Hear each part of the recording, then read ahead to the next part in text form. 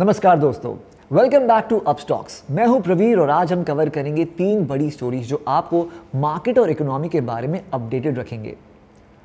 First is about Ola electric after the IPO launch. दूसरा is about कैसे India Japan को GDP के terms में पीछे छोड़ने की तैयारी में है। एंड देन हम बात करेंगे स्ट्रिक्टर एफडीआई रूल्स के बारे में जो फॉरेन ओनरशिप के नॉर्म्स को रीडिफाइन कर रहा है।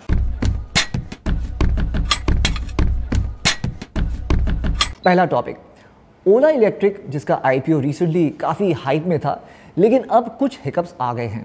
आईपीओ के बाद इन्वेस्टर्स ने बड़ा रिटर्न्स एक्सपेक्ट किया था, लेकिन अब कंपनी को प्रोडक्शन और सप्लाई चेन इश्यूज फेस करने पड़ रहे हैं।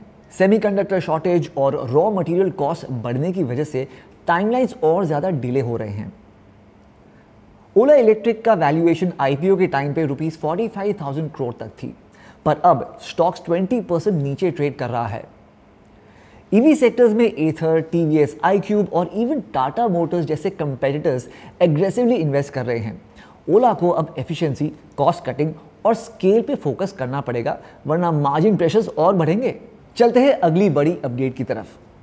आईएमएफ के प्रोजेक्शन के मुताबिक इंडिया 2025 तक जापान को पीछे छोड़कर दुनिया की 4th लार्जेस्ट इकोनॉमी बन जाएगा और 2028 तक 3rd largest, overtaking Germany. India की जीडीपी 2025 तक 4.19 ट्रिलियन तक पहुंचने का एस्टिमेट है, जबकि जापान के लिए एस्टिमेट है 4.18 ट्रिलियन का। There has been contraction in the Japanese economy in March quarter this year और downgrade in growth projections by IMF, जिसकी वजह से जापान का रैंकिंग नीचे जा सकता है।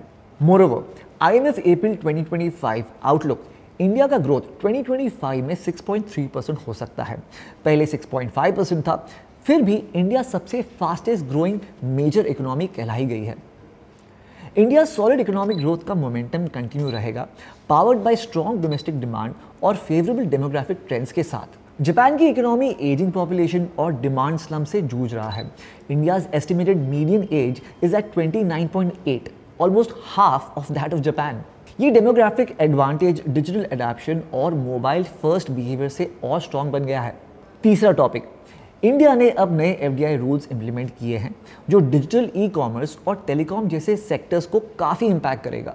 100% एफडीआई टेलीकॉम में ऑटोमेटिक रूट के थ्रू अलाउड है, यानी कि गवर्नमेंट अप्रूवल की ज़रूरत नहीं।